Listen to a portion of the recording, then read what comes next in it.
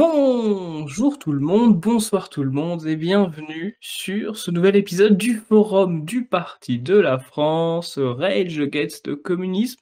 Je me suis dit pourquoi pas faire une émission sur le communisme, ça fait longtemps qu'on n'a pas dévoré du coco. Donc pour ce faire, j'ai décidé de le faire bien et j'ai invité deux personnes qui seront tout à fait à même d'accomplir cette mission.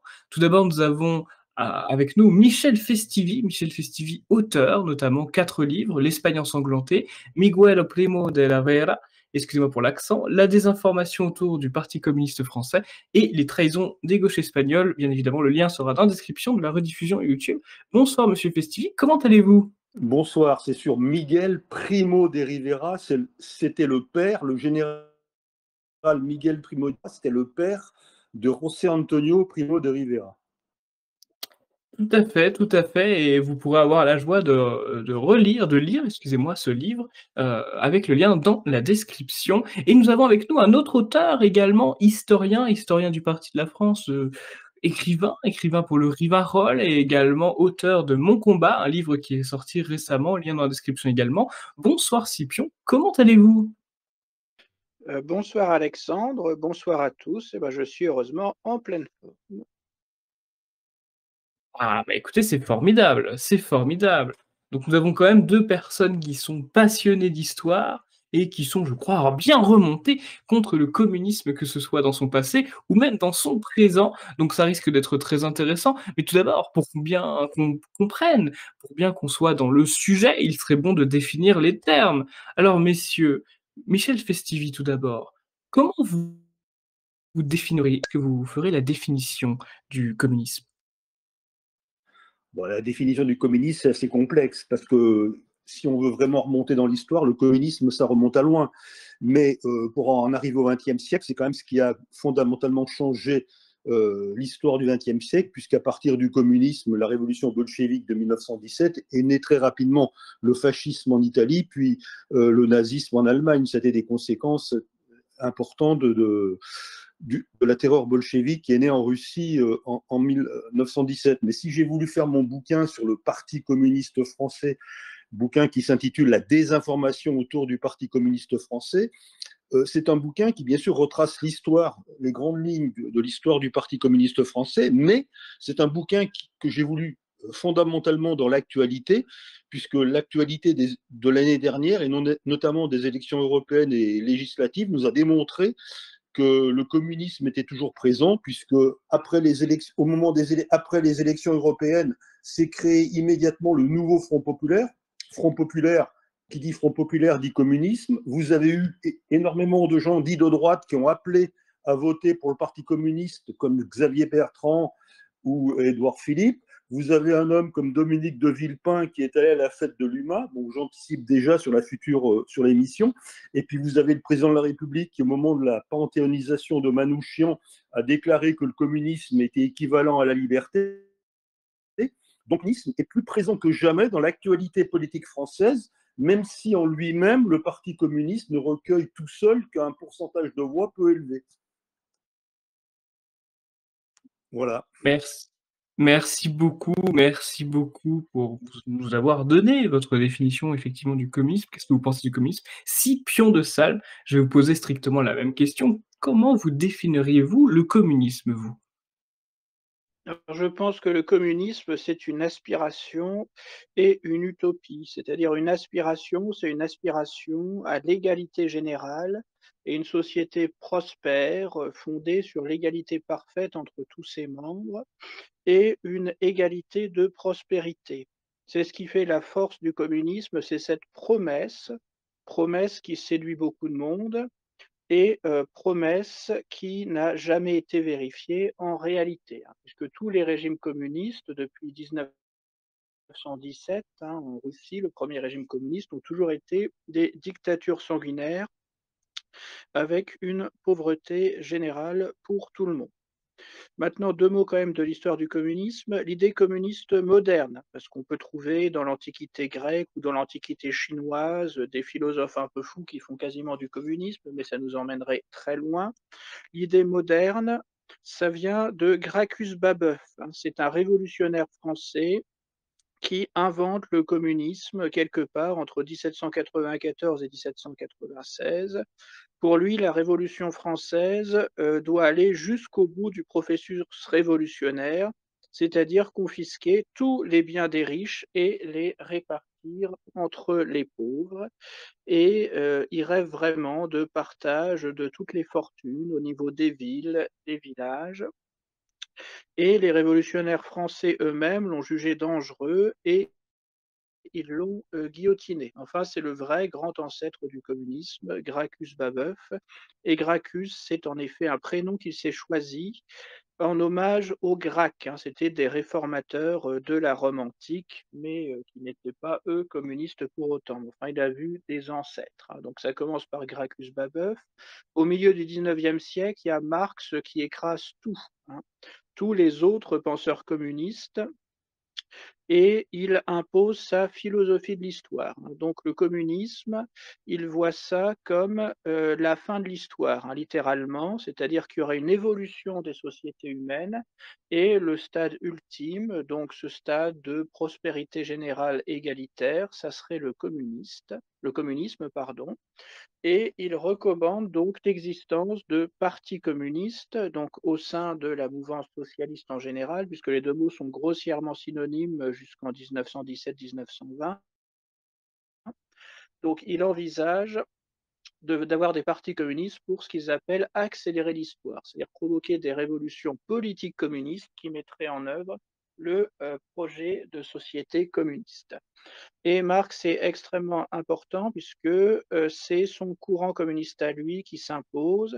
Et comme caractéristique essentielle du communisme, il y a notamment l'athéisme, c'est-à-dire la haine de toute forme de religion et de vie spirituelle, alors que c'est l'essentiel de l'homme, hein, fondamentalement, la vie spirituelle, la recherche de Dieu, les cultes traditionnels, et c'est valable pour le christianisme en Europe comme le bouddhisme ou le confucianisme en Chine.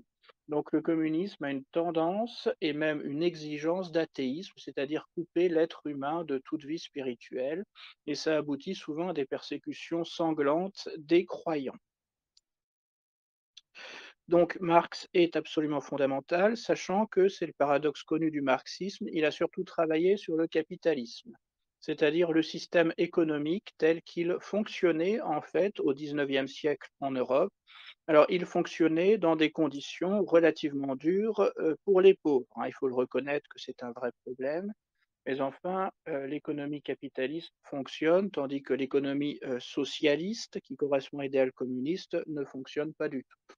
Donc Marx a surtout analysé le capitalisme dans une perspective apocalyptique.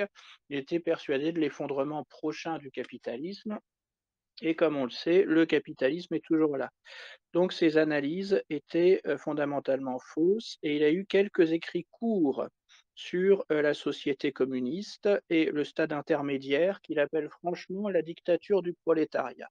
Donc ça, c'est extrêmement important. Ça veut dire que dans les théories même des communistes, ils sont pour les libertés humaines, mais attention, ils envisagent leur suspension provisoire le temps de sortir de la société capitaliste pour arriver à la société communiste.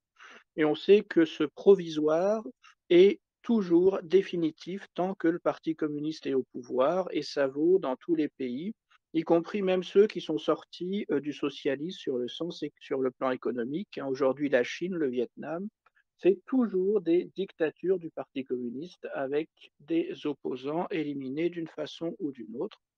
Enfin, troisième grand homme, si l'on ose dire, c'est Lénine en effet, mais comme l'a dit Monsieur Festivi, je ne vais pas m'étendre, c'est celui qui a réussi à organiser et imposer la révolution bolchevique en 1917, révolution dite d'octobre, et il a gagné la guerre civile, hein, c'est extrêmement important. Donc la Russie a plongé véritablement dans le communisme à partir de 1922, Staline a succédé à Lénine, et c'était vraiment le digne successeur de Lénine sur tous les points. Et comme on le sait, du fait des circonstances de la Deuxième Guerre mondiale, et l'URSS étant finalement du côté des vainqueurs, parce qu'ils ont commencé la guerre du côté de l'Allemagne nazie et du temps du pacte germano-soviétique de 1939 contre la Pologne. Mais à partir de juin 1941, l'URSS a été dans le camp des vainqueurs. Et cette victoire soviétique a permis, hélas, de répandre le communisme dans toute l'Europe de l'Est, de l'Allemagne de l'Est à la Bulgarie incluse, et aussi, on a tendance à l'oublier, en Asie de l'Est. Ça explique qu'on a une dictature communiste en Corée du Nord, ça remonte à l'invasion soviétique de 1945. Et même si les Chinois prétendent que c'est une révolution communiste totalement indigène, en fait, c'est le soutien soviétique massif qui explique la victoire des communistes de Mao de 48 à 49. Enfin, retenons, puisqu'on en est aux idées générales, que le communisme, c'est le régime le plus sanglant dans toute l'histoire humaine. Il y a au minimum 100 millions de morts du fait du communisme et peut-être 150 millions, avec plus de 50 millions de Chinois, ce qui est énorme, mais dans le pays le plus peuplé au monde, et 2 millions de Cambodgiens, ce qui était énorme dans un Cambodge de 8 millions d'habitants. Donc les communistes peuvent en quelques années assassiner, avec leur idéologie délirante, un quart de la population d'un pays.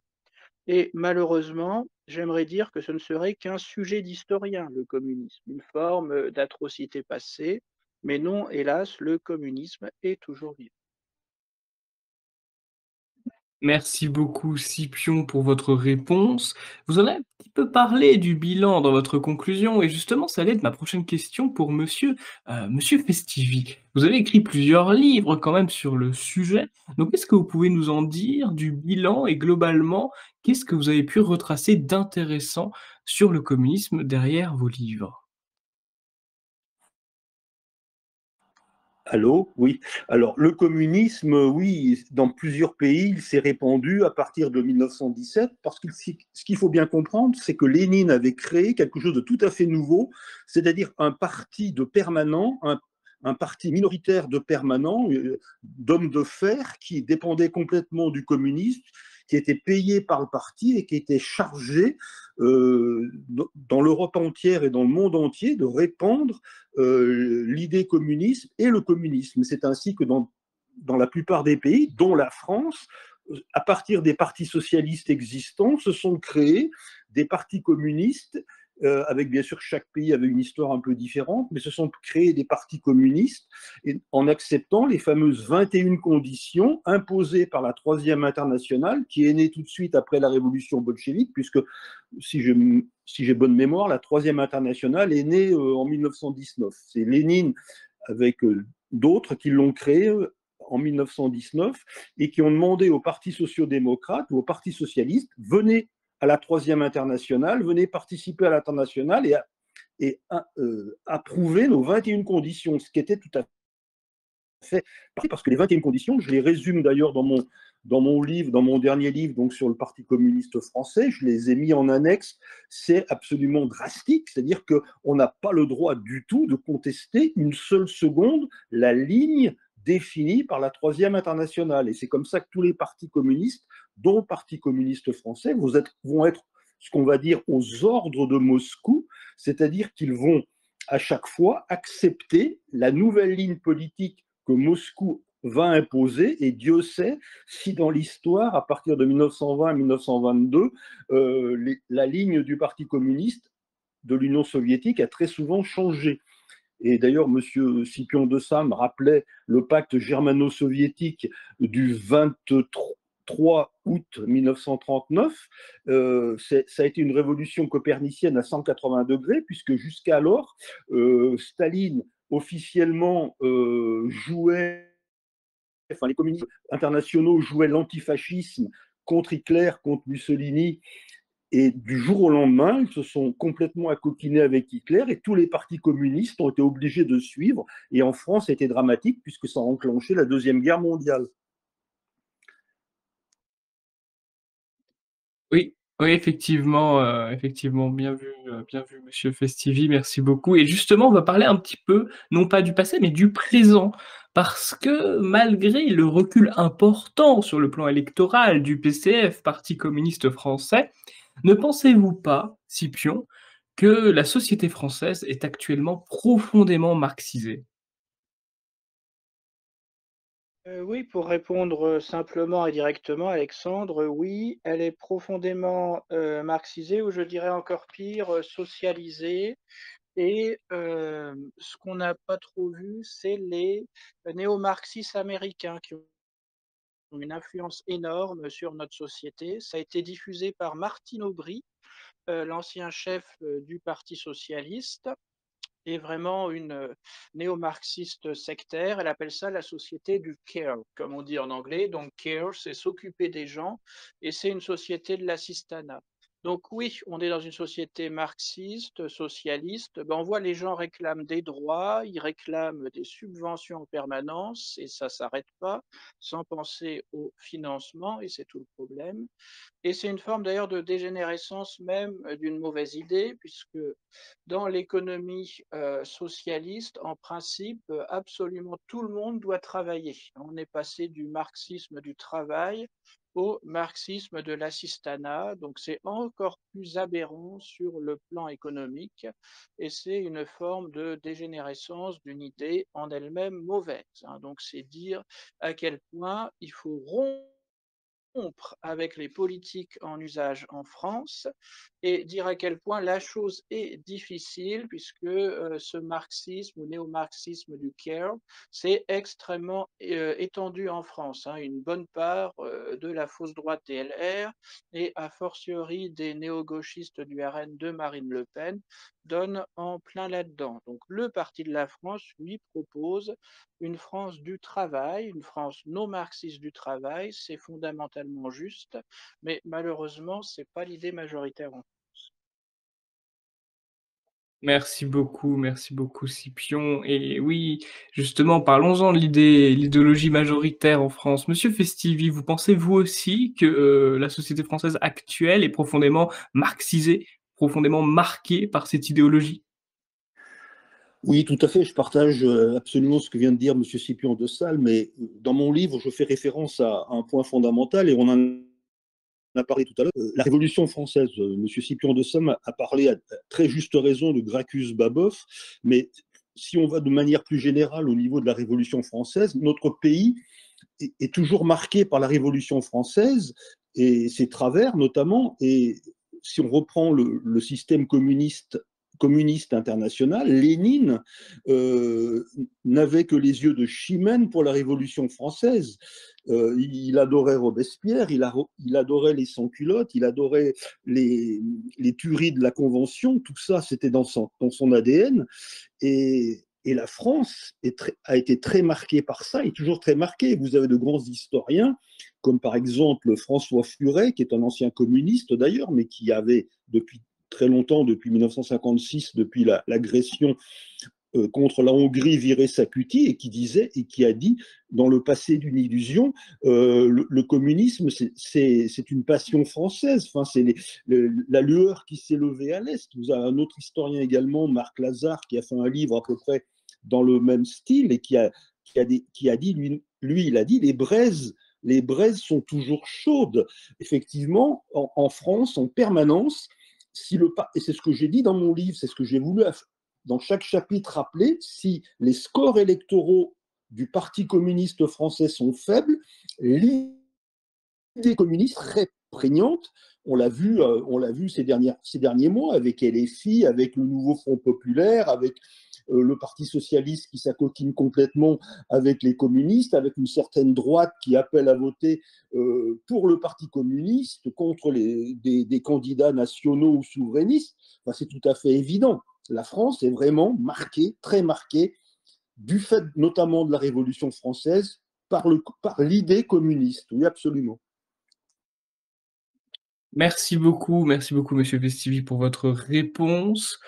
On va parler un petit peu également de l'éducation nationale et de l'université. D'ailleurs, Scipio de Salm, vous enseignez l'histoire, donc c'est aussi intéressant d'avoir votre point de vue là-dessus. Est-ce que vous trouvez que l'éducation nationale et l'université traitent de manière objective et convenable le communisme? Est-ce que cet enseignement est objectif ou est-ce qu'il est au contraire, comme vous le savez, orienté politiquement vers le plutôt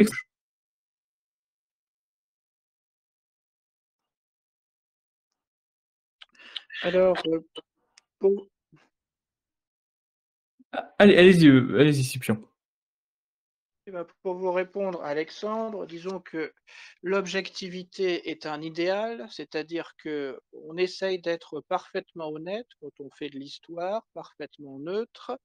C'est un idéal inatteignable, mais attention, entre cet idéal inatteignable et disons un travail honnête d'historien, ce que j'essaye de faire, et la propagande délirante, ce qu'on a dans la grande majorité des universités françaises, il y a vraiment un gouffre considérable. Donc, ce qu'il faut voir, c'est qu'il y a eu un drame en France, c'est la révolution de 1944-1945, que l'on oublie toujours. C'est l'alliance entre les gaullistes et les communistes. Et les gaullistes ont laissé véritablement les communistes mettre la main sur l'enseignement. Donc depuis cette époque-là, 1945 au plus tard, même s'il y a eu des prémices depuis la Troisième République, l'enseignement est extrêmement favorable aux idées de gauche ou a fortiori d'extrême gauche et à toutes les utopies communistes. Donc les utopies, c'est des lieux qui n'existent pas, d'après le livre de Thomas More, mais on essaye absolument de faire le communisme et c'est vu systématiquement avec sympathie.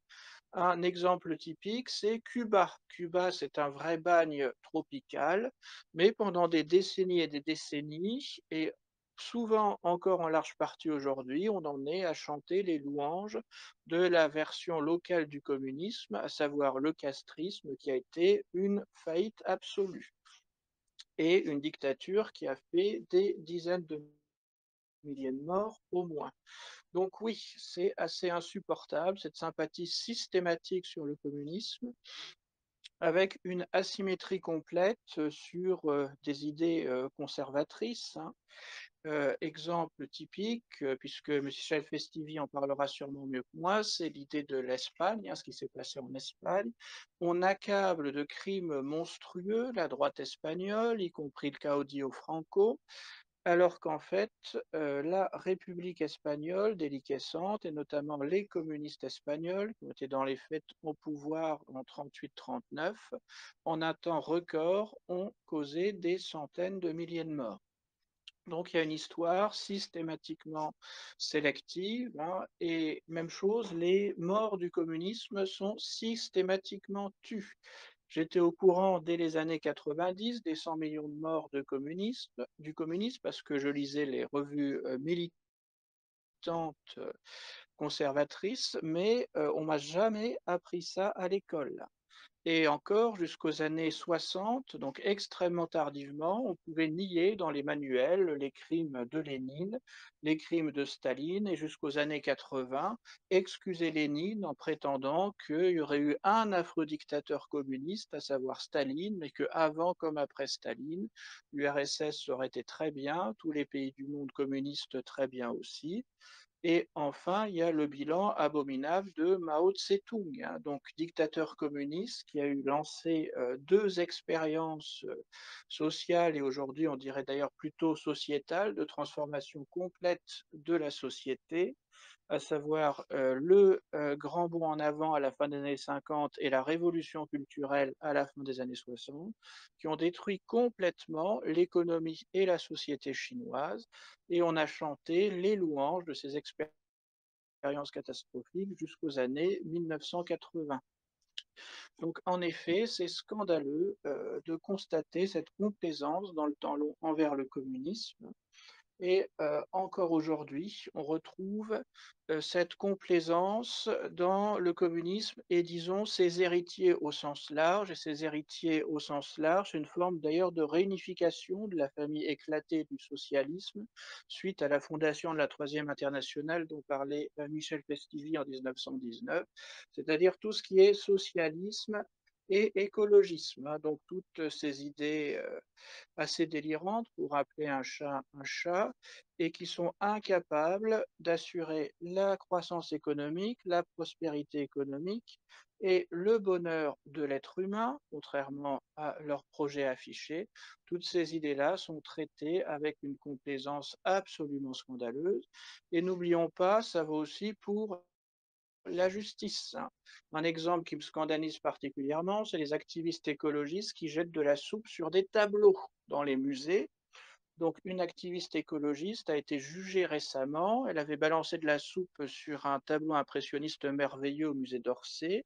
Il en a eu pour 36 000 euros de frais de restauration, ce qui est absolument ahurissant. Et elle est ressortie libre implicitement parce qu'elle se battait pour la bonne cause. Donc, il y a une complaisance générale qui est ô combien urticante. Et un jour, pour rebâtir une société française saine à tous les niveaux, il faudra tout simplement rétablir la vérité, y compris la vérité sur le communisme et les héritiers, ce que nous essayons modestement de faire ce soir dans cette émission. Merci beaucoup Scipion pour votre réponse. J'aurais aimé vous poser cette question, Michel Festivi. Nous avons vu que le communisme était traité absolument pas objectif par l'éducation nationale et par l'université. Est-ce que vous pensez, et pour éviter de nous retrouver avec ces générations maoïstes, absolument marxistes, pour éviter ces futures générations, vous pensez que nous devrions faire preuve de plus de fermeté et plus d'explication vis-à-vis du danger que peut incarner le communisme à nos petites têtes blondes? Absolument, oui, tout à fait. Mais pour revenir sur ce que disait très bien M. Scipion de Salm, effectivement, on a du travail à faire en France, hein, parce que l'université française, moi je ne suis pas universitaire, je ne suis pas enseignant, mais j'ai été avocat pendant une quarantaine d'années, mais et sur la justice, effectivement, M. Scipion de Salm a parfaitement raison. Les deux plateaux de la balance sont complètement inversés, je dirais. Mais pour en revenir au communisme et à l'étude du communisme en France, dans mon livre, je fais référence notamment à un grand politologue qui est mort et peut-être moins connu aujourd'hui, qui était membre de l'Institut de France, Alain Besançon, et qui avait des étudiants et qui disait qu'il interrogeait ses étudiants sur l'Holodomor. L'Holodomor, c'est en quelque sorte la Shoah ukrainienne, c'est-à-dire que dans les années 1932-1934, Staline a délibérément fait affamer les Ukrainiens et il en a tué comme ça 4 ou 5 millions, dont des bébés, des femmes, des enfants, tout le monde y est passé. Et il interrogeait ses étudiants pour savoir s'ils connaissaient l'Holodomor. Eh ben, absolument pas. Ils mettaient bien sûr la Shoah en premier lieu, mais l'Holodomor, très très peu d'étudiants la connaissaient. Donc il y a un très gros travail à faire en France pour reprendre tout ça. Stéphane Courtois a fait un très gros boulot en 1997 lorsqu'il a publié avec d'autres le livre noir du communisme, qui a été quand même dans la France socialiste de l'époque un grand pavé dans la mare. Ça fait beaucoup de bien, mais on a un travail énorme à faire si on veut véritablement remonter la pente. Et on le voit encore tous les jours aux actualités, si j'ose dire, dans les, donc voilà, avec par exemple des chaînes de télévision qui font de la censure ou qui empêchent certains hommes politiques ou certains intellectuels de venir sur leur plateau et qui refusent le débat. Bon, donc on a vraiment un travail énorme en France et ça va être sans doute très difficile. Merci beaucoup Monsieur Festivi. J'aurais aimé savoir, vous avez beaucoup étudié, vous avez beaucoup écrit sur le communisme espagnol. En quoi le communisme espagnol est distinct du communisme français? Quelles sont les différences et aussi peut-être les points communs remarquables que vous avez pu notifier?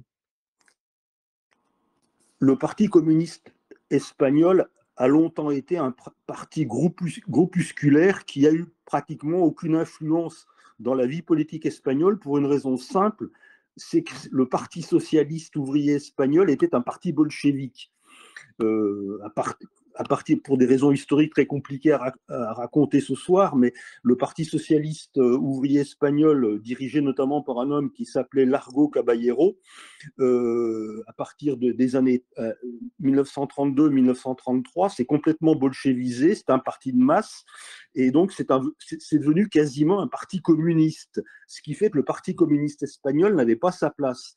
Il avait très peu de députés, il avait une audience très très limitée. Et puis, donc Staline d'ailleurs se désintéressait complètement de l'Espagne.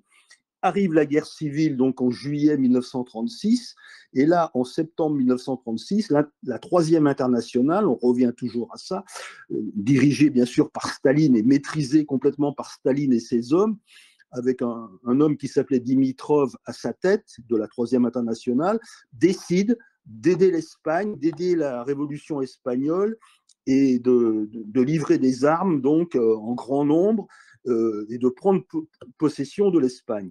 Et à partir de ce moment-là, et petit à petit, donc le Parti communiste espagnol va prendre énormément d'importance, grâce bien sûr au flot financier et matériel et en hommes de l'Union soviétique. Et notamment, il va avoir un rôle très important, puisque en Espagne, il y avait une très forte tradition anarchiste. L'anarchie était très implantée en Espagne. Je l'explique dans deux de mes bouquins, l'Espagne ensanglantée notamment, et aussi un peu dans la biographie que j'ai fait sur Miguel Primo de Rivera. Ce qui fait, et bien sûr, comme vous le savez, les communistes ont toujours été drastiquement opposés aux anarchistes. C'était deux conceptions du communisme complètement opposées. Il y avait d'un côté le communisme, le marxisme, léninisme, donc le communisme scientifique, et de l'autre côté, il y avait ce qu'on appelait le communisme libertaire. Et donc, Staline, il est hors de question que Staline aille en Espagne sans liquider les anarchistes et également les anti-staliniens qui étaient des communistes qui étaient plutôt pour Trotsky. En fait, il y a eu une guerre civile dans la guerre civile entre les communistes soutenus par Moscou et les anarchistes qui sont fait liquider, notamment en 1937 à Barcelone et dans plusieurs régions d'Espagne. Donc, l'histoire communiste en Espagne est très différente de la France, pour des raisons très précises que j'ai exposées très vite, là, très rapidement. Merci beaucoup, c'est très intéressant de voir ces différences de parcours. Mais justement, Scipion de Salm, parlons-en un petit peu. Et bien évidemment, si vous voulez rebondir, Scipion, parce que je sais à quel point vous connaissez l'histoire de l'Espagne, ça peut être tout aussi intéressant. Mais on entend souvent que le PCF, le Parti communiste français, et les communistes de manière générale, ont été les premiers à collaborer avec l'occupation allemande. Qu'en est-il? Est-ce que c'est une réalité historique ou une propagande? Alors, on va déjà dire un mot du communisme français, puisque Michel Festivi a bien parlé du communisme espagnol. On va dire un mot du communisme français très vite, hein, jusqu'à la fameuse décision de la collaboration 1940. Donc, le communisme français, c'est une bolchevisation du parti socialiste SFIO, c'est-à-dire l'ancêtre du Parti socialiste, et c'est vraiment Moscou, donc Lénine puis Staline, qui ont imposé leur mot d'ordre au Parti communiste français, puisque en fait, dans les années 30, il y avait une figure qui se voulait sympathique, populaire du Parti communiste, qu'on retrouve d'ailleurs après 1945, qui est Maurice Thorez. Mais le vrai chef du Parti communiste français, c'était un Tchécoslovaque, Eugen Fried, hein, donc un Tchécoslovaque juif, Eugen Fried, qui transmettait les consignes de Staline à Thorez et qui dirigeait vraiment le Parti communiste français. Donc le Parti communiste français qui se vantait justement d'être entre guillemets français, hein, puisque on passe de la SFIO, section française de l'Internationale ouvrière, au Parti communiste français, comme s'il y avait quelque chose de français dedans, mais pas du tout.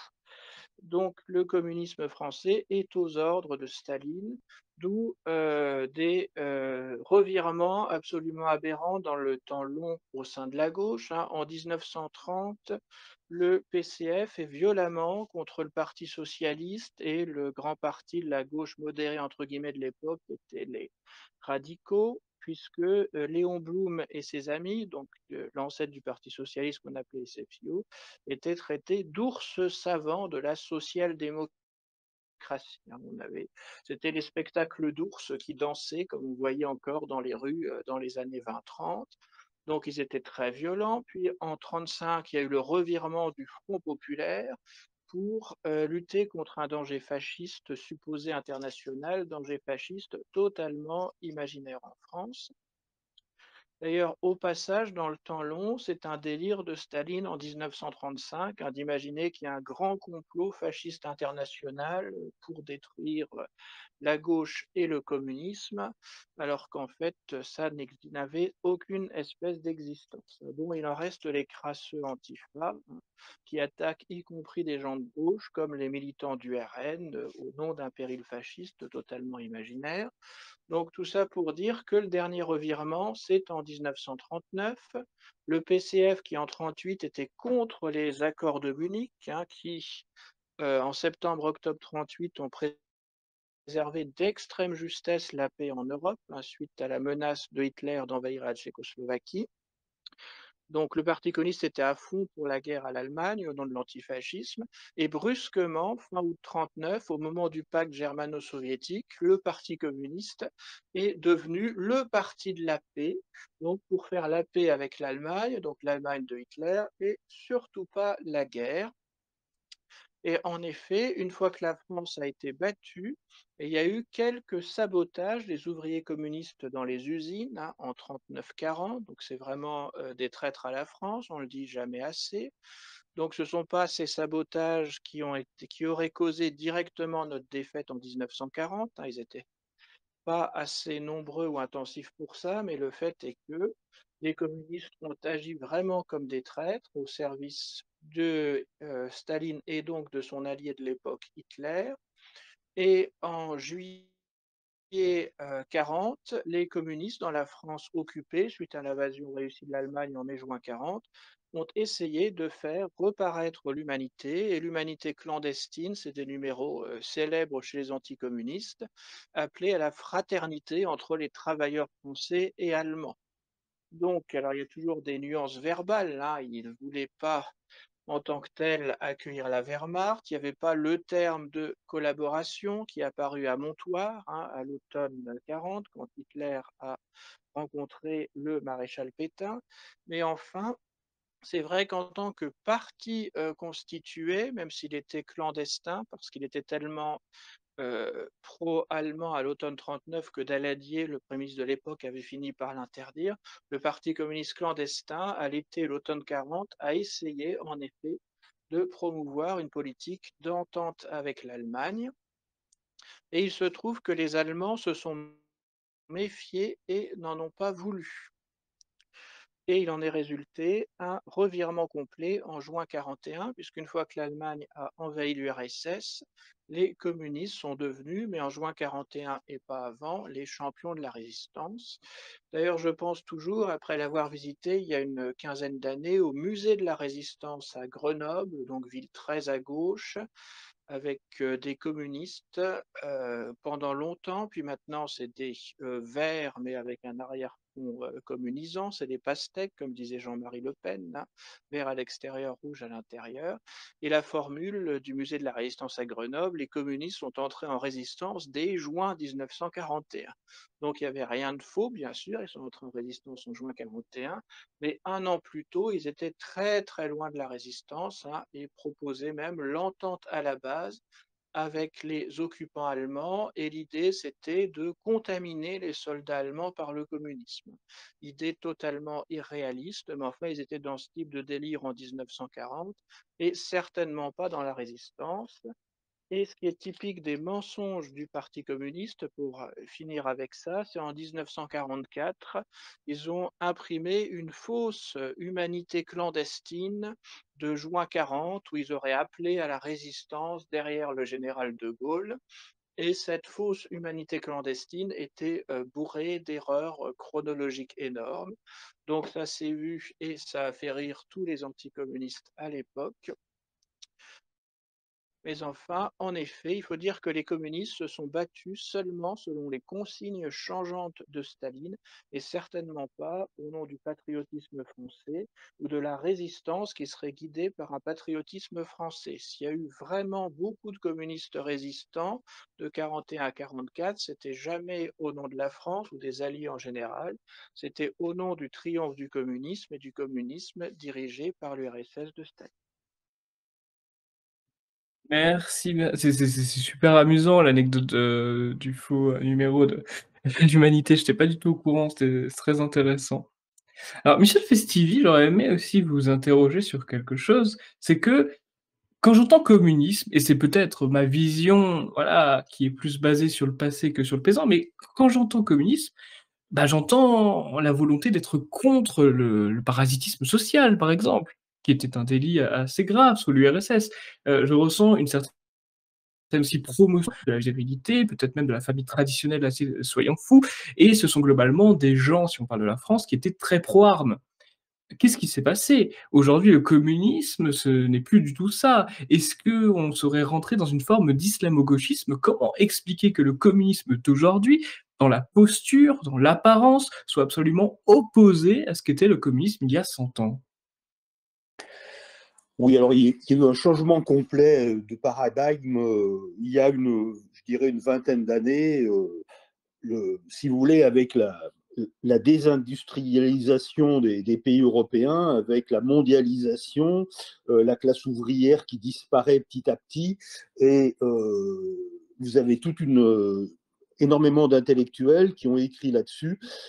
Effectivement, la gauche française, dont le Parti communiste, ont arrêté de soutenir la classe ouvrière, ont arrêté de soutenir l'ouvrier français, ont arrêté de soutenir le prolétaire français, ils se sont rendus compte qu'en réalité, ces gens euh, passaient petit à petit armés bagages dans d'autres partis. Bon, bah, quand on voit l'évolution politique de la France depuis le début des années 80, notamment avec la montée du Front National, les politologues l'expliquent très bien. Si on prend la carte électorale de la France, on se rend compte que dans tous les bastions traditionnellement communistes, c'est-à-dire le nord de la France, l'Est, le Midi, et puis d'autres endroits également, euh, le vote communiste a complètement chuté au profit, notamment, je parlais du Front National. Et à ce moment-là, il y a eu un retournement complet de situation, me semble-t-il, hein, c'est comme ça que je l'explique en tout cas, avec la montée de l'immigration, la montée de l'islamisme, et bah, LFI, par exemple, c'est très clair, l'ouvrier français, il a n'en a rien à faire. Il veut, lui, des voix et il compte ses voix parmi les nouveaux arrivants, les immigrés dans les banlieues, qui sont devenus complètement des zones de non-droit. Je peux vous dire que, moi qui ai un certain âge maintenant, l'ouvrier communiste des années 50, 60, 70, c'était quelqu'un qui marchait droit, qui était pour l'honnêteté, pour le travail, qui élevait sa famille sur des bases, je dirais, d'ordre. Certes, il voulait euh, arriver à un système communiste, mais ce n'était pas du tout la mentalité d'aujourd'hui. Effectivement, vous avez aujourd'hui une gauche qui a complètement changé, et bien voilà, l'ouvrier français, bon, n'existe plus pour elle, ne compte pour la gauche et notamment pour le Parti communiste que les apports d'une nouvelle population qui s'est imposée en France depuis maintenant 20 ou 30 ans. Merci beaucoup. Ah, merci beaucoup Michel Festivi. Scipion, vous diriez aussi également que, voilà, cette dénaturisation quelque part de ce qu'était la gauche, parce que voilà, le communisme plutôt, moi je pense même, je crois qu'à la Révolution française, ça faisait partie des premières revendications que le citoyen puisse s'armer. Vous pensez que cet abandon est une forme de couardise et d'intérêt électoral également? Alors, je pense que c'est pire que ça. C'est un internationalisme de principe, hein. Ce qu'on a du mal à comprendre quand on est des patriotes ou des nationalistes français, c'est cet internationalisme de principe, c'est-à-dire de n'avoir surtout pas de patrie, hein. C'est les chansons de la fin du 19e siècle, chansons ouvrières militantes, qu'elles soient communistes ou anarchistes, ils étaient d'accord sur ça, c'est la prétention à être sans patrie. Donc en fait, LFI, avec ce qui nous semble des délires pour les migrants, des délires qui sont pas du tout dans l'intérêt des Français pauvres, et surtout pas dans l'intérêt des travailleurs français pauvres, hein, parce qu'on leur amène une concurrence moins bien payée, donc préférée par les entrepreneurs, hein, c'est un comble. C'est le grand patronat qui est pour aussi l'immigration clandestine, au détriment de l'ouvrier français. Mais justement, il y a cet esprit cosmopolite, c'est-à-dire être citoyen du monde, être pour une cité universelle, mais surtout pas une cité nationale. Et ça va jusqu'à la haine de soi pathologique, la haine de sa propre histoire, hein. C'est ce communisme dégradé au sens très large qui va jusqu'à nier l'existence d'une histoire de France. Il n'y a qu'à voir le mépris pour le spectacle d'inspiration patriotique du Puy du Fou. C'est un parc d'abstraction dans un excellent esprit, hein, pour faire découvrir l'histoire de France aux familles. Et il y a une hystérie complète contre le Puy du Fou, et on en parlait récemment, puisqu'il y a eu le fameux pass culture pour les jeunes, hein, encore une idée socialiste dans la lignée du CARE dont je parlais tout à l'heure, adopté par Macron, que certains surnomment le pass manga, puisque les jeunes s'achètent surtout des mangas avec leur chèque culture, mais avec ces fameux chèques culture, on peut aller à la fête de l'humanité et on ne peut pas du tout aller au spectacle du Puy du Fou. Donc c'est absolument scandaleux, et c'est dans leur attitude générale de haine de soi, de haine de leur propre patrie avant tout. Et il y a ce que Jean-Marie Le Pen, puisqu'il est décédé récemment, on peut lui rendre hommage, appelé à juste titre de la xénomanie, c'est-à-dire un amour pathologique de tout ce qui est étranger, notamment du migrant qui est chargé d'absolument toutes les vertus, et on nie absolument le fait d'ailleurs que certains d'entre eux puissent mal se conduire, hein. On leur trouve systématiquement toutes les excuses. Donc ça aussi, c'est typique de ce communisme élargi, de cette gauche perverse, c'est de vouloir être de façon militante, explicite et consciente des sans-patries. Donc LFI est vraiment dans la droite ligne du pire du communisme, et il faut lui résister sans concession, parce qu'il y a souvent des naïfs qui s'imaginent qu'ils défendent les Français pauvres, qu'il pourrait y avoir des unions à la base pour défendre les Français pauvres, mais pas du tout, hein. C'est des illusions d'ailleurs courantes au RN, mais pas du tout. Ces gens-là sont intrinsèquement mauvais. C'était le pape Pie XI d'ailleurs, qui avait dit dans son encyclique condamnant le communisme, un système d'idées intrinsèquement pervers, hein. Il n'y a vraiment absolument rien à sauver du communisme, hein. C'est une forme de mal absolu pour toute forme de société humaine. Merci beaucoup Scipion pour votre réponse. Alors, monsieur Festivi, j'ai une question de la part d'un auditeur. Sachez que ce n'est pas moi qui l'ai écrite, c'est un auditeur qui écoute notre émission en direct et qui voulait vous poser cette question. Donc, j'ai hâte d'avoir votre réponse. La question est la suivante. Est-ce que la doctrine communiste a été élaborée par la fameuse communauté dont il ne faut jamais parler? Je ne sais pas trop ce que votre auditeur entend par là. La, la doctrine communiste moderne, celle du XXe siècle, sans revenir à ce qu'on disait tout à l'heure, à l'Antiquité ou à la Révolution française, c'est essentiellement l'inventeur du totalitarisme. Stéphane Courtois a écrit un livre là-dessus très important, c'est Lénine.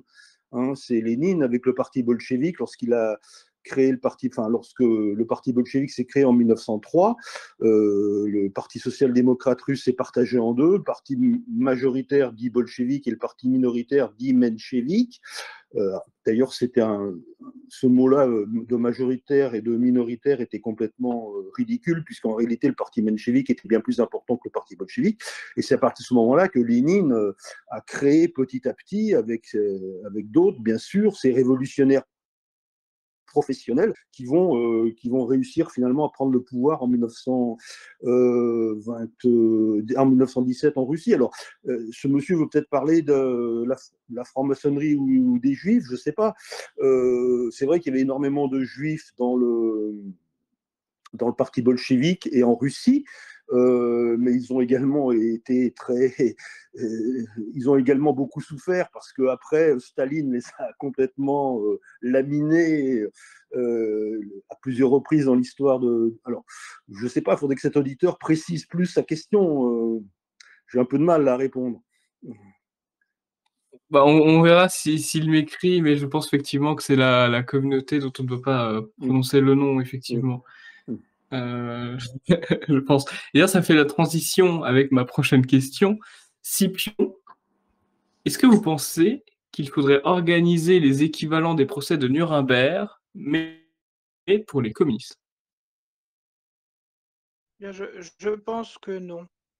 Au sens où il faut dire la vérité historique, il faut condamner des criminels communistes hein, quand on les attrape, mais c'est au pays en question de juger leurs propres criminels de manière indépendante. Hein. C'est d'ailleurs ce qu'ont fini par faire les Cambodgiens avec Pol Pot et ses proches. Hein. Et c'est très important. Moi, je crois aux nations, je crois aux souverainetés nationales en France et ailleurs. C'est aux pays eux-mêmes de juger leurs coupables et c'est aux historiens de travailler par ailleurs. Hein. C'est deux choses à ne pas mélanger, c'est-à-dire le travail d'historien, le travail de mémoire, c'est même plus qu'une chose, un travail d'historien, un travail de mémoire, c'est des réflexions philosophiques. Hein. Il n'y a pas de honte à employer ce terme de réflexion philosophique sur ce qu'est un régime mauvais, et réflexions philosophiques qui s'alimentent par les données des historiens, un régime communiste qui, dans tous les pays où il y a eu le communisme, hein, du Nicaragua jusqu'à la Roumanie, est une dictature sanglante et une catastrophe économique. Je constate que ce régime est mauvais. Maintenant, un grand procès du communisme, un procès spectacle international, comme on a pu le faire à Nuremberg, je ne pense vraiment pas que ce soit une formule adaptée ou une formule séduisante. Hein. Je souhaite un jour que les communistes cubains soient renversés, que les Cubains jugent eux-mêmes ce que leur ont fait subir les responsables communistes, hein, pour ceux encore vivants. Quand un chef de prison communiste a fait torturer ses détenus, il faut qu'il rende des comptes et qu'il soit condamné après la libération, que j'espère prochaine, par la justice cubaine. Mais non, je pense que c'est à chaque nation de juger ses propres criminels de façon générale, et y compris ses criminels communistes. Merci beaucoup Scipion. Et j'aimerais vous poser une dernière question sur le thème, après nous passerons aux questions d'actualité, parce que oui, puisque c'est une émission hebdomadaire, on traite l'actualité de la semaine systématiquement à chaque fois. Qu'est-ce que vous répondriez, Scipion, voilà, à un militant, fan du communisme, de manière générale et fan de la Chine qui vous répondrait: «Regardez Scipion, vous dites que le communisme n'est pas efficace, mais la Chine est actuellement le seul pays au monde qui peut prétendre un jour détrôner les USA dans un court terme». Qu'est-ce que vous répondriez à cette personne?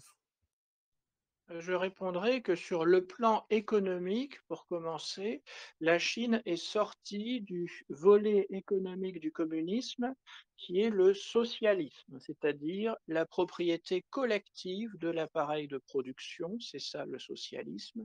Et de fait, la Chine est devenue un pays capitaliste dans une transition qui a pris 25 ans hein, sous Deng Xiaoping et ses successeurs immédiats, d'après la mort de Mao, donc au milieu des années 70 jusqu'au début des années 2000. Quand elle est devenue capitalisme, la Chine est devenue économiquement extrêmement efficace. Et en plus, elle a triché dans le cadre de la mondialisation, c'est-à-dire qu'elle a exporté absolument massivement, y compris parfois à perte pour tuer ses concurrents et elle a réussi à s'enrichir par ce biais. Et je dirais même que cette efficacité capitaliste chinoise est à nuancer par le nombre de Chinois. Aujourd'hui, la richesse de la Chine est équivalente à la richesse totale des États-Unis, mais attention, il y a 3 fois plus de Chinois que d'États-Uniens, donc la richesse par individu, c'est un tiers. Et l'autre condition quand même à rappeler, et c'est plus qu'une, disons, conditions purement théoriques ou un arbitrage entre élégances, que sais-je, c'est vraiment la question des libertés publiques. Hein. La Chine est toujours une dictature du Parti communiste Et là, ça n'a rien changé, du tout. Et c'est un régime absolument atroce de crédit social. Les Chinois sont surveillés en permanence, ils sont espionnés en permanence dans toutes leurs activités, y compris les jeux vidéo, puisque les mineurs, maintenant en Chine, ils n'ont plus le droit à plus d'1 ou 2 heures de jeux vidéo par jour, hein. S'ils jouent en ligne, il y a un blocage automatique, hein, pour donner un exemple qui peut parler à nos jeunes auditeurs. Donc il y a vraiment une dictature systématique. Même chose, comme je parlais de l'athéisme tout à l'heure, c'est pour les croyants, quand on est un chrétien chinois, qu'on veut aller régulièrement à l'église, soit on ne peut pas, soit l'église est très contrôlée et on a des mauvais points en crédit social si on se livre à une activité religieuse régulière. Donc la Chine, c'est vraiment une dystopie. La dystopie, c'est le contraire de l'utopie, c'est-à-dire l'utopie qui tourne mal. C'est un vrai cauchemar de science-fiction. Maintenant, quand on se promène dans une rue en Chine, vous êtes filmé par des caméras absolument partout. Quand vous traversez au feu rouge, même s'il n'y a pas de voiture, vous recevez une amende chez vous, puisque la caméra de surveillance de la rue vous avez reconnu, et vous avez des mauvais points de crédit social pour ne pas avoir respecté les règles de circulation. Donc non, la Chine communiste, c'est vraiment pas Chine communiste sur le plan politique et social. Ça fait absolument pas rêver.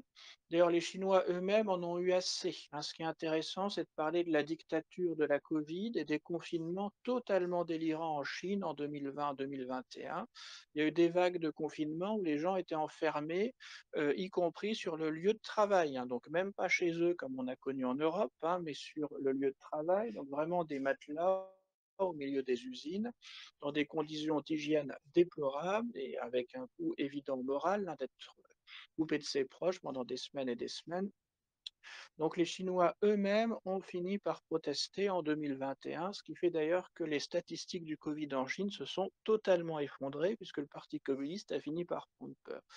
Donc ce régime du Parti communiste, je ne pense pas qu'il soit aimé et désiré par les Chinois eux-mêmes. Comme c'est une dictature très dure, ils ne risquent pas de l'exprimer publiquement, mais vraiment non, hein. Attention, en tant que nationaliste français, je ne fais pas faire la morale aux Chinois, c'est à eux de se gouverner eux-mêmes comme ils l'entendront, et j'espère qu'ils seront libérés du Parti communiste un jour, même si je dois dire que pour l'instant en Chine, les choses ne prennent pas du tout ce chemin. Merci beaucoup Scipion pour votre réponse. Et oui, d'ailleurs, concernant les caméras chinoises, parce que c'est fait une petite aparté là-dessus. Non seulement les caméras chinoises, parce que bon, je vais pas faire la blague, les Chinois se ressemblent tous, mais globalement, les caméras, malgré le milliard d'habitants, sont parfaitement capables de distinguer votre démarche de la démarche d'un autre habitant, d'un autre citoyen. Mais en plus, la caméra a une intelligence artificielle lui permettant de savoir, de déterminer si oui ou non c'est votre démarche naturelle ou si vous faites semblant d'avoir une autre démarche. Donc on est quand même sur, voilà, sur de la technologie assez poussée. Ah, le délire est poussé assez loin. Si vous le voulez bien, nous pouvons désormais passer aux questions d'actualité. Alors, les actualités, il y en a pas mal, surtout autour des États-Unis, vous imaginez bien. L'investiture de Donald Trump, à peine Trump est arrivé, il a fait un discours qui a été très apprécié. Elon Musk aussi a fait un discours qui a fait couler beaucoup d'encre, soyons très honnêtes. Mais on peut remarquer que Donald Trump, déjà à peine arrivé, il réinstaure le fait qu'il n'y ait que deux sexes, qu'il n'y ait que deux genres, hommes et femmes, et puis c'est tout. Il instaure, là j'ai vu qu'il signe la fin du droit du sol pour les immigrés illégaux qui naissent sur le territoire américain. Bref, on voit qu'il fait pas mal de choses, et toujours la promesse des 100 jours pour mettre fin à la guerre. Monsieur Festivi, qu'est-ce que vous pensez du nouveau président des États-Unis?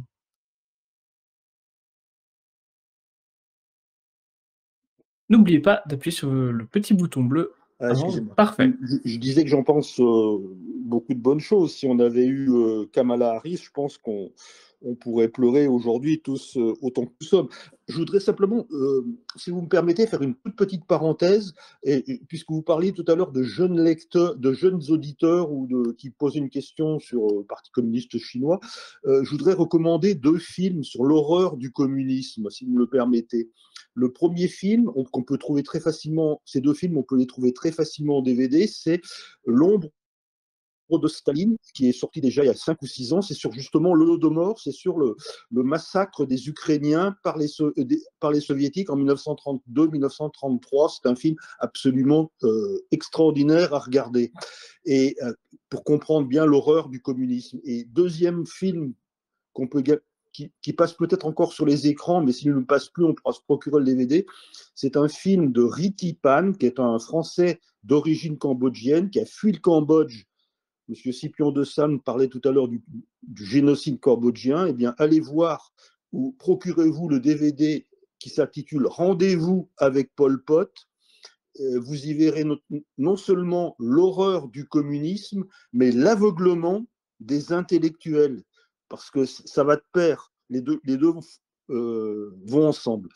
Je ferme ma parenthèse, et sinon, pour Donald Trump, bah, écoutez, on regarde tous Donald Trump avec un peu des yeux effarés, nous en France, en se disant, enfin moi, la réflexion qui me vient immédiatement à l'esprit, mais aura-t-on un jour un homme politique français, chef de l'État, de l'acabit de Donald Trump? Voilà, je me pose cette question et voilà, je laisse le soin aux auditeurs de réfléchir là-dessus. Merci beaucoup, monsieur Pestivi. Et oui, Scipion de Salm, vous n'avez pas pu échapper à tout ce qu'a fait Donald Trump et ses premiers décrets. Qu'est-ce que vous en pensez de tout ça? Un bon espoir pour le peuple américain? Je pense déjà qu'il est mieux organisé que lors de son premier mandat. Lors de son premier mandat, c'était assez confus, faut quand même le dire, quand il arrive au pouvoir.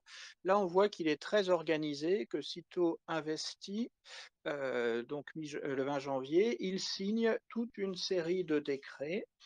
Et ça, c'est très bien. Donc déjà, il y a de l'organisation, il y a de la détermination, il y a de la fidélité aux promesses de campagne. Donc, on a l'impression qu'avec tous les défauts du système en soi, c'est quand même une démocratie qui marche aux États-Unis. On vote pour un candidat de droite, il essaye vraiment d'appliquer son programme de droite. Ce n'est pas du tout Nicolas Sarkozy en France, pour prendre des exemples les plus récents. Donc ça me paraît très sain et en un sens sympathique. Et les décrets eux-mêmes vont dans le bon sens.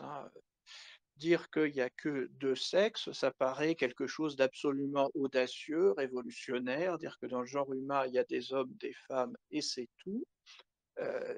Voilà que c'est du quasi-fascisme si on écoute la gauche en France. Enfin, c'est totalement délirant d'en être là. Donc des mesures de bon sens, même chose, la volonté de défendre la frontière des États-Unis et d'envoyer l'armée défendre la frontière de son pays.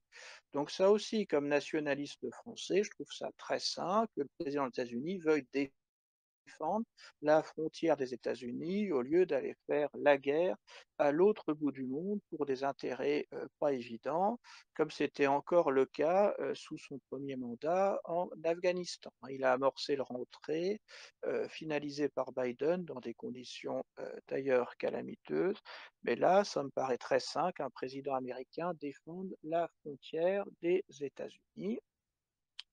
Maintenant, j'attends de voir l'application réelle sur le terrain, parce que c'est beau de prendre des grandes décisions, encore faut-il être obéi et encore faut-il gagner les batailles judiciaires qui commencent, puisqu'évidemment, les démocrates qui ne sont pas morts hurlent au scandale et lancent des procédures judiciaires. Donc on souhaite que Trump aille jusqu'au bout et qu'il soit soutenu vraiment par son Congrès et le Parti républicain. Donc ça, c'est sur les saines mesures de Trump, donc ça a plutôt bien démarré. Et je rappelle juste tout de même que Trump, a priori, c'est une bonne nouvelle pour les États-Unis, mais attention, en tant que Français, je ne bénéficierai pas directement des bonnes mesures de Trump. Dans une certaine mesure, on peut y voir un modèle, comme quoi un vrai programme de droite, une vraie politique de droite sont possibles. Dans ce sens-là, oui, mais ce n'est pas Trump qui va sauver la France, c'est aux Français de sauver eux-mêmes la France. En ce qui concerne Trump, enfin, je suis avec beaucoup d'attention quelle va être sa politique sur les sujets brûlants, puisque les États-Unis sont la première puissance économique à égalité avec la Chine et de très loin la première puissance militaire dans le monde. Donc sur les sujets brûlants que sont la guerre en Ukraine ou les conflits au Proche-Orient, j'attends de voir quelle sera la politique réelle de Trump. Il a envoyé des signaux contradictoires, donc je suis avec attention, sans être immédiatement pessimiste, mais enfin j'attends de voir sur ces sujets absolument essentiels pour la bonne marche du.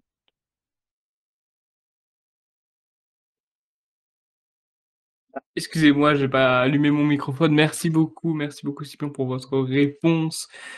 Et évidemment, ce qui a fait beaucoup parler le jour de l'investiture, c'était aussi le salut romain slash nazi d'Elon Musk. Alors là, je suis face à deux personnes qui aiment beaucoup l'histoire.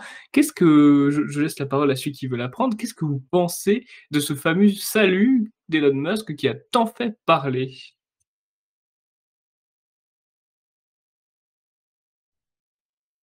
Je pense simplement que c'est un autiste qui a voulu faire coucou à la foule. Il ne faut pas chercher plus loin.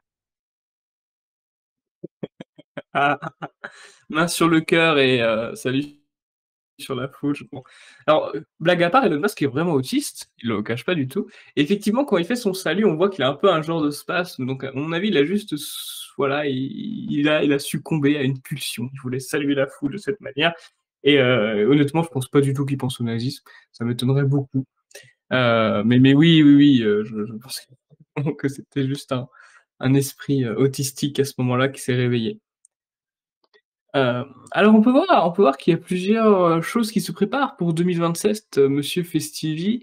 Peut-être, voilà, Édouard Philippe, Dominique de Villepin et François Hollande. On entend parler de plus en plus de François Hollande. Vous y croyez, vous, François Hollande, qui pourrait se représenter comme candidat en 2027? Oh, je pense que tout est possible. Avec Hollande, on peut s'attendre à tout. Ça a été le seul président de la République en exercice à ne pas pouvoir politiquement se représenter en 2000, en 2017, puisqu'il avait une cote de popularité tellement faible qu'il a même, lâchement, il a refusé de se représenter. Ça a été la seule fois que c'est arrivé sous la Ve République. Tous les présidents en exercice, vivant à la fin de leur premier mandat, sont tous représentés. Donc avec François Hollande, tout est possible. Même le pire du ridicule, puisque malheureusement, le ridicule ne tue pas. Oui, alors vous avez une pléthore de candidats, effectivement, des Édouard Philippe. Alors maintenant, tout est possible parce que je voudrais pas ni trop dénigrer les Français, mais enfin, que bien quand même se dire que nos concitoyens ont la mémoire très courte quand on pense qu'un Édouard Philippe a des velléités de candidature alors que ça a été un Premier ministre absolument détestable et nul. Bon, bah, tout est possible, effectivement. On peut avoir cette kyrielle de candidats, Dominique de Villepin qui va à la fête de l'humanité et qui appelle lui aussi à voter pour des candidats communistes. Édouard Philippe qui a appelé, je rappelle, à plusieurs reprises à voter pour des candidats communistes et qui s'est rendu aussi à la fête de l'humanité. Voilà, tout est possible. Merci beaucoup, monsieur Festivi, pour votre réponse. Revenons rapidement sur l'histoire. On voit que monsieur n'importe quoi, que le musée dit le Louvre, probablement le musée français le plus célèbre, commence à tomber en ruine, commence à avoir des problèmes financiers et on n'est pas sûr, de son futur. Quelle est votre opinion, monsieur Scipion de Salm, sur le Louvre tout d'abord? Et est-ce que le fait que ce musée tombe en ruine vous inquiète? Oui, oui, tout à fait. Le Louvre, c'est mon deuxième chez moi. J'y vais très régulièrement, à peu près une fois par semaine, parce que je suis parisien. C'est extrêmement agréable et il faut le visiter lors des nocturnes du vendredi soir. Quand on peut aller au Louvre, c'est très agréable. Donc, je serais triste de voir certaines salles du Louvre fermées pour cause de vétusté. Et ça m'inquiète parce qu'il y a tout qui tombe en ruine en France. Et ça, je pense que c'est une baisse générale de qualification pour les métiers manuels et techniques. C'est-à-dire qu'on fabrique beaucoup de faux ingénieurs, c'est-à-dire pas des gens qui fabriquent des machines, mais des gens qui adaptent des modèles financiers, hein, beaucoup de faux ingénieurs, mais plus de vrais techniciens. Donc, conséquence, on a un mal fou à réaliser de bonnes rénovations en France. Comment imperméabiliser un vieux bâtiment, donc un musée, puisque les infiltrations d'eau, surtout sur le climat parisien où il pleut régulièrement, ça abîme terriblement les bâtiments. Même chose pour gérer le chauffage, gérer l'humidité. C'est des métiers techniques indispensables à toute société et il y a un savoir-faire qui se perd, hein. Ça, c'est une idée débile des socialistes des années 1980, hein. On paye ce qu'on a appelé la génération Mitterrand, à savoir vouloir transformer tout le monde en pseudo-ingénieurs. Et résultat, il n'y a plus de bons manuels, il n'y a plus de bons techniciens. Et ça, on le sent dans beaucoup de musées, dans beaucoup de bâtiments, parce que c'est beaucoup plus large que le musée du Louvre, hein. Il m'arrive de voyager en province et de me rendre compte des choses. Donc, c'est la génération dite des boomers qui arrive systématiquement à la retraite, hein. Donc, ceux nés dans les années 50, 60, qui ont été formés encore correctement dans les années 70, dans les années 80, et les jeunes, plus si jeunes d'ailleurs, qui leur succèdent, formés dans les années 90-2000, sont incapables de gérer correctement un chantier, quel qu'il soit, y compris un chantier prestigieux comme le musée du Louvre, hein. Les particuliers qui ont déjà des grandes maisons à eux, ou a fortiori des petits châteaux, pourquoi pas, c'est bien de s'investir, hein, dans la défense du patrimoine. Ils savent à quel point c'est une ruine d'entretenir un grand bâtiment. Donc entretenir un grand bâtiment comme le Louvre, c'est forcément un chantier permanent, long et coûteux, à ceci près qu'avec toutes ces entrées, le Louvre pourrait être rentable et financer lui-même ses travaux. Donc je dirais que ces difficultés du Louvre, c'est un vrai symbole du naufrage de la France, un naufrage économique et social de la France, puisque beaucoup d'argent a été malgré tout englouti pour un bilan douteux, et c'est un des endroits les plus prestigieux de la France, hein. Il y a des collections de tableaux absolument exceptionnelles, hérité de nos rois de France, hein. François Ier, Louis XIV ont été de très grands collectionneurs et des collectionneurs compétents. Donc, on trouve leurs acquisitions au Louvre et se dire que même dans ce qu'on a de plus prestigieux en France, nos gouvernants sont incapables de le gérer. Donc c'est à la fois symbolique et monstrueusement pathétique, hein, et ça nous invite à réfléchir à ce que devrait être une France bien gérée. Et là encore, pour ce qui est des politiques d'enseignement et de formation, privilégier absolument les métiers manuels et les métiers de techniciens qui sont indispensables à toute société. Donc voilà mon idée et mon interprétation de cette crise, en espérant bien sûr que ce soit une exagération médiatique, hein, puisque comme je vous l'ai dit, je vais très régulièrement au Louvre. J'ai pas vu de fissures béantes, j'ai pas vu de fuite au sein des salles. Donc pour l'instant, le Louvre tient encore debout. J'espère que ce n'est qu'une exagération médiatique, mais au-delà, il y a des vrais problèmes de formation des métiers et des métiers concrets indispensables aux sociétés.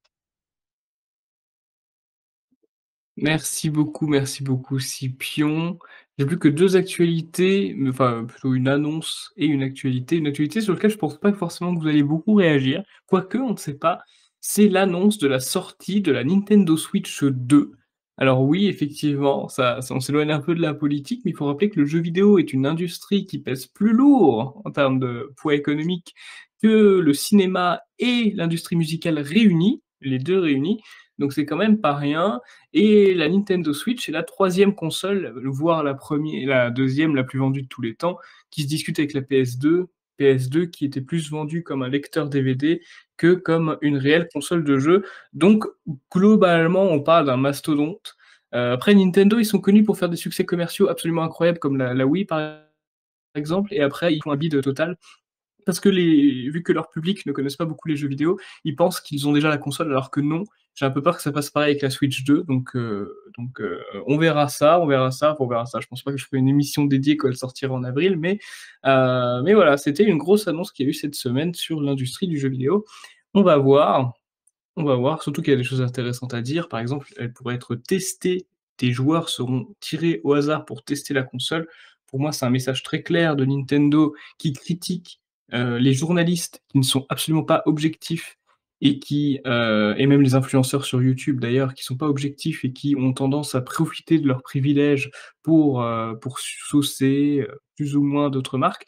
Je pense que Nintendo essaie vraiment de combattre un peu cette influence malveillante qui gravite autour du jeu vidéo. Donc pour moi, c'est quelque chose de positif, on verra ça, même si j'ai un peu peur que la console se casse la gueule, mais ça, c'est une autre, question.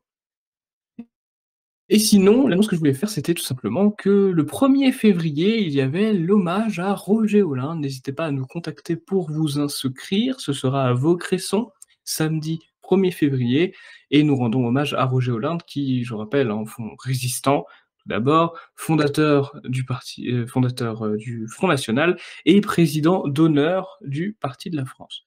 Donc, venez nombreux, on vous accueillera avec, grand plaisir.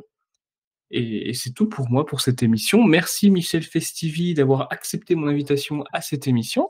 Merci à vous et merci à Monsieur Scipion de Salm. Et oui, merci également Scipion de Salm, notre historien. Merci beaucoup. Et on se revoit prochainement, nous, n'est-ce pas? Et évidemment, le lien des livres de Michel Festivi et de Mon combat de Scipion seront dans la description de la rediffusion YouTube, bien entendu. Moi, je vous donne rendez-vous jeudi prochain pour un bistrot du Parti La France, évidemment, et je vous donne rendez-vous également le 1er février si vous êtes là. Je vous souhaite une bonne fin de semaine, prenez bien soin de vous. Au revoir tout le monde.